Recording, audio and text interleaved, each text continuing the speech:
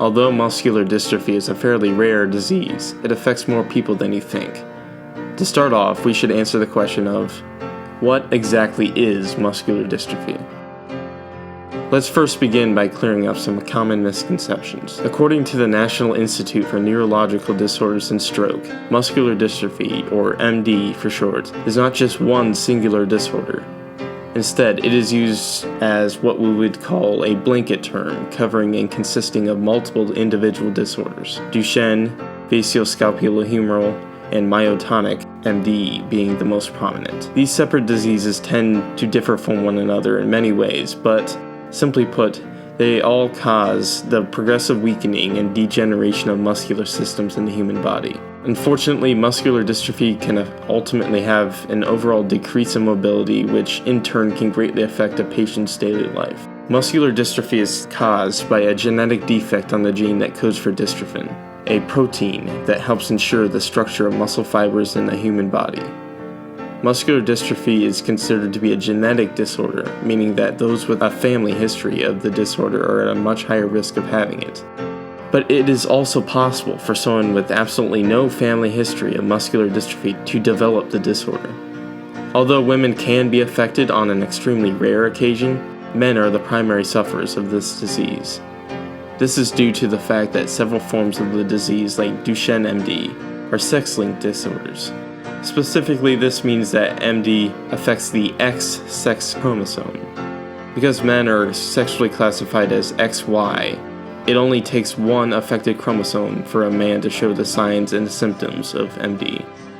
Women, on the other hand, are sexually classified as XX. If only one of a female's chromosomes is affected, she is simply a carrier of the disorder. But although she will show no symptoms of MD, she can potentially pass the gene on to her offspring. In order for females to inherit MD, both of their chromosomes need to be affected. There are numerous symptoms pertaining to MD, all of which are due to the regression of muscle mass in the patient affected. According to the Centers for Disease Control and Prevention, the ages in which these symptoms appear vary due to the different types of MD, but there are some overarching symptoms. Muscular dystrophy is characterized by progressive muscle weakness, which can cause breathing, heart, and swallowing problems in the patient, and the shortening of muscles and tendons surrounding the joints in the body. Delays in motor development are also prominent in patients with muscular dystrophy. This includes trouble sitting, standing, walking, running, and using stairs. According to the National Institute of Neurological Disorders and Stroke, about 1 in every 3,500 to 6,000 males born have Duchenne muscular dystrophy, the most common form of MD. Although most types of MD are in fact genetic, the Duchenne type of muscular dystrophy commonly occurs in those with no family history of the disorder due to the largeness of the dystrophin gene, which increases the likelihood of random mutations on this gene. Learning of the diagnosis of muscular dystrophy can be difficult for everyone involved. Mayo Clinic states that it's important to talk about the disorder so every person associated understands what to expect throughout the MD journey.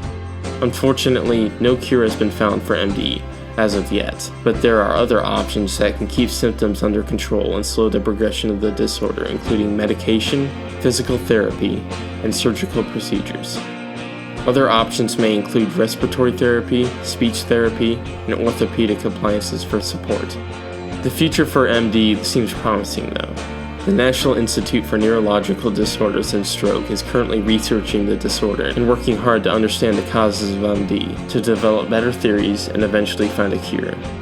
MD is also prevalent in the public eye.